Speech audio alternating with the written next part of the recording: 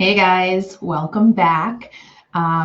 Today we have a really great topic to talk about. We're going to talk about the devastating effects of debt, and it's not just credit cards. We've got some other things we're going to talk about. So I'm going to bring my friend Carrie on from Running Valley Financial Associates because Hey, Carrie. Christina. Hey Carrie, we have had a conversation about this a few times before coming on for this video, and we both share some interesting experiences and tips when it comes to credit cards.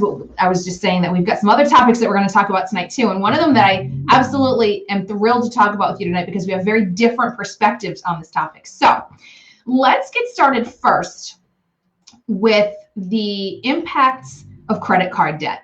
We have heard time and time again that there are certain rules to follow when it comes to credit card usage, but I don't want to say nobody, but it's often that I run into people that don't have a good sense of what those good guidelines are for healthy credit card usage. Can you fill me in a little bit on that?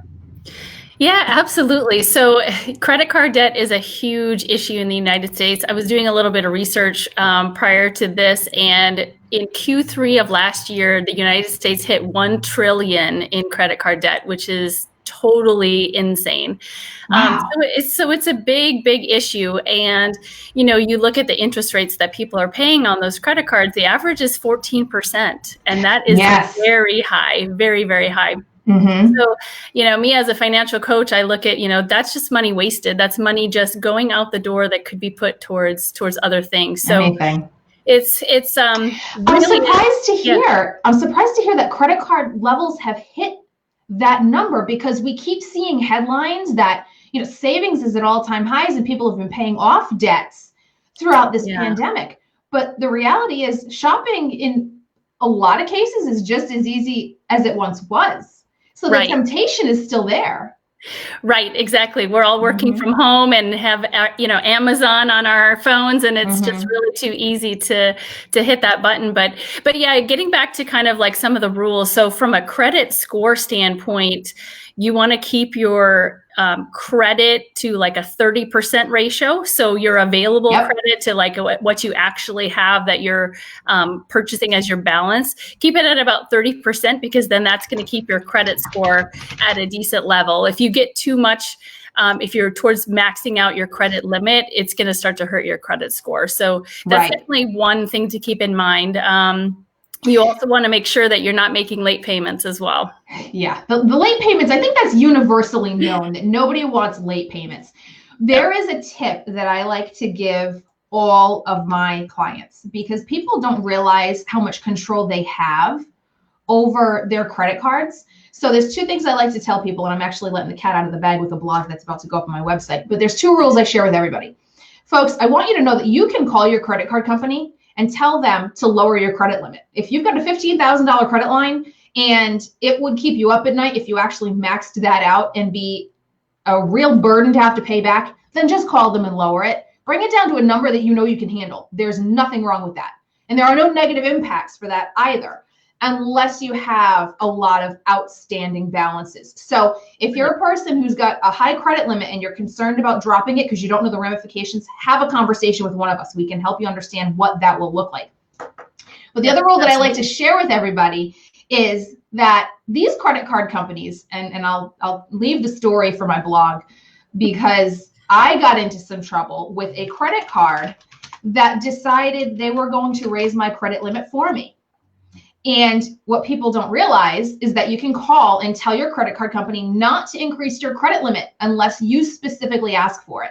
So always know, people, that you have got control over not only what you have available on that credit card, but whether or not they increase that credit line. And of course, obviously, you have control over how you use it. So that's credit cards for us at the moment. So the next topic I want to shimmy over to at the moment, because I think it is so timely, is, are you mortgaging too much of your home? There are, housing prices are through the roof. Things are trading. I'm talking about the stock market.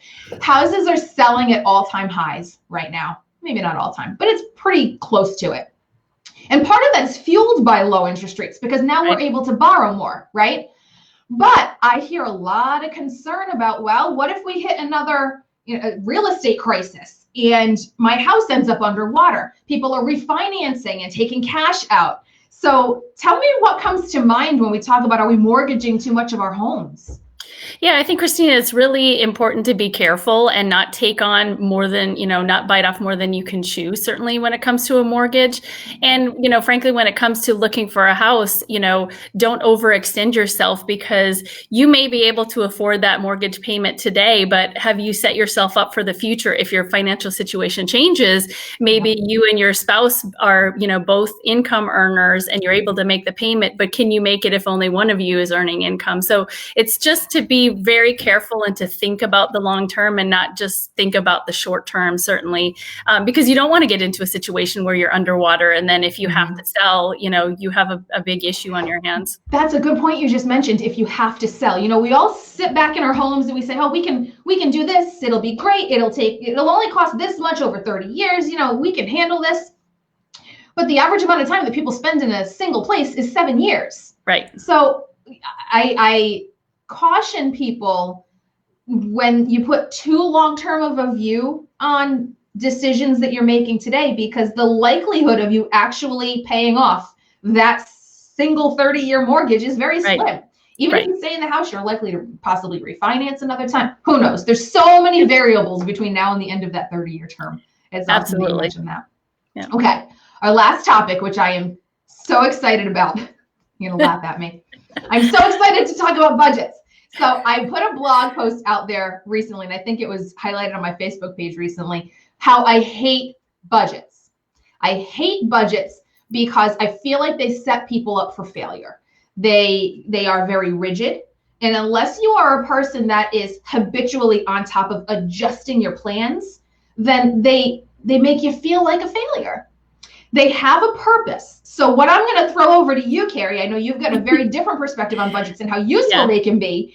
Tell me your strategy for making budgets useful without them making me feel like I am doing it wrong every day. Right. So no, that's it. I love this topic too. And it's a great point, Christina. And, you're talking to the accounting nerd who's, used to doing budgets, for 20 years.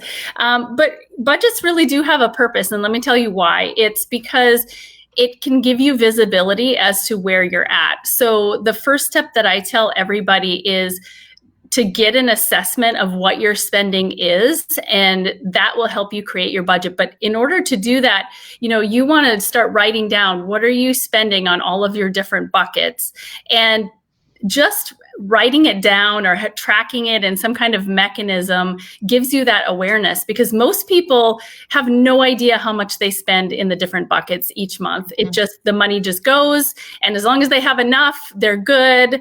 How funny you say that. I'm interrupt really quickly, because I had a conversation with somebody just today. I'm on the phone with this guy, and we're talking about, what does he have to save? What does he have to invest? How much emergency cash does he have? Which I'm going to throw a question out there for any of our viewers or anyone that watches this after we've recorded it. Throw something in the comments, because I want to know how you budget for emergencies. How are you planning for your emergency stash? And I asked this person, okay, he wants to take a bunch of money out of his savings account and invest it. Bad timing for that, by the way, just in case anyone's curious. And I said, okay, well, how much do you need to save for emergencies? What is 1 month's worth of your expenses? And he had no idea. You want to know why? His wife pays all the bills. Sure. So I love that you said that, because there are people that don't know how much they need in a given month, because either they're in a routine and they just go through the motions, or they have a partner that they can rely on to do it for them. Right. Yeah, that's a very good point. So to me, a budget is all about just creating awareness of what your spend level is, because that helps you plan for the future. And, of course, I always say, as soon as you create a budget, the next day it's going to be wrong. And I think that's to your point a little bit, is that things come out of nowhere, and that's unavoidable. And so you're going to have to be continuously going back to that budget and tweaking it and revising it.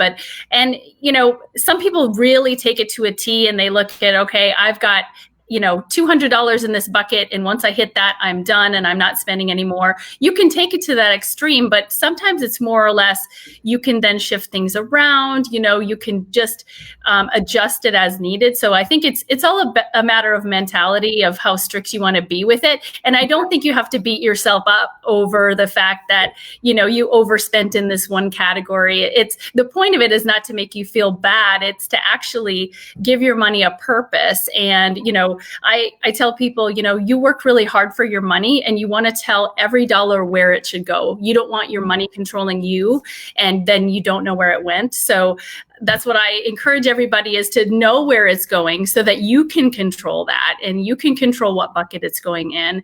But if you're not tracking it, you don't have that awareness. I appreciate you said that, because this short conversation has helped me realize that our perspectives on budgeting are not all that far off. It's not that I don't create budgets for people. It's just that I don't make it as rigid as some people think budgets are. It's flexible. It's got to be adaptable. And I also appreciate that each client is going to have a different personality, right? There are some people that are going to hit that max and be able to stop.